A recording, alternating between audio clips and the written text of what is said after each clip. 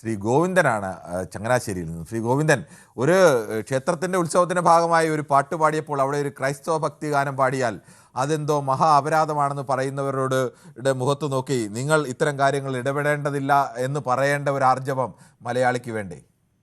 അല്ല, അങ്ങനെ പറയുന്നവരുടെ മുഖത്ത് കാർക്കച്ച് തുപ്പുക വേണ്ട. കാരണം വെച്ചാൽ നന്ദഗോവിന്ദം ഭജൻസ് എന്ന് പറഞ്ഞാല് അവരിന്ന് ഈ ഭാരതത്തിലല്ല ലോകത്ത് തന്നെ ഏറ്റവും ശ്രദ്ധ ആർജിച്ച മതസൗഹാർദ്ദത്തിന്റെ ആൾക്കാരാണ് അവര്. ഞാൻ ചോദിച്ചോട്ടെ കിരൺ, ഇപ്പം ദർശനം നൽകണേ മിശിഹായേ എന്നും പരിശുദ്ധനായവൻ നീയേ പരാ.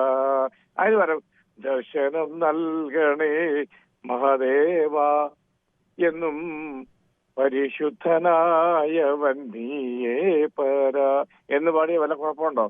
ഇത്രയും പറഞ്ഞേ.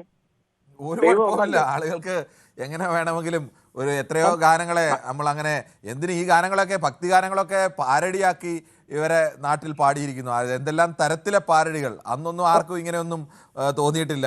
പാട്ട് പാടുമ്പോൾ അതിനകത്ത് ഹിന്ദു ഉണ്ട്, ക്രിസ്ത്യാനി ഉണ്ട്, മുസ്ലിം ഉണ്ട്, അല്ലെങ്കിൽ അത് ദൈവത്തെ അവഹേളിക്കൊന്നും ആർക്കും തോന്നിയിട്ടില്ല. കിരൺ, ഞാൻ പാരഡി അല്ല പാടിയത്. ദൈവത്തിന്റെ രണ്ട് ദൈവങ്ങളാണ്, മഹാദേവനും യേശുദേവനും, അല്ലേ?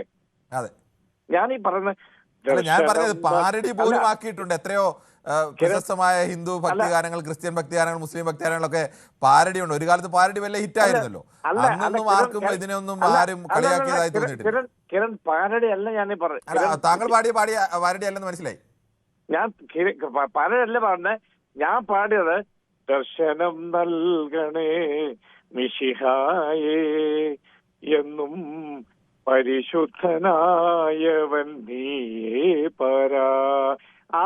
അവിടെ ദർശനം നൽകണേ മഹാദേവ പരമേശ്വരൻ, സാക്ഷാത് പരമേശ്വരൻ ദൈവം ഒന്നാണെന്ന് നമ്മുടെ സാക്ഷാത് ദാസേട്ടൻ പറഞ്ഞിട്ടില്ലേ?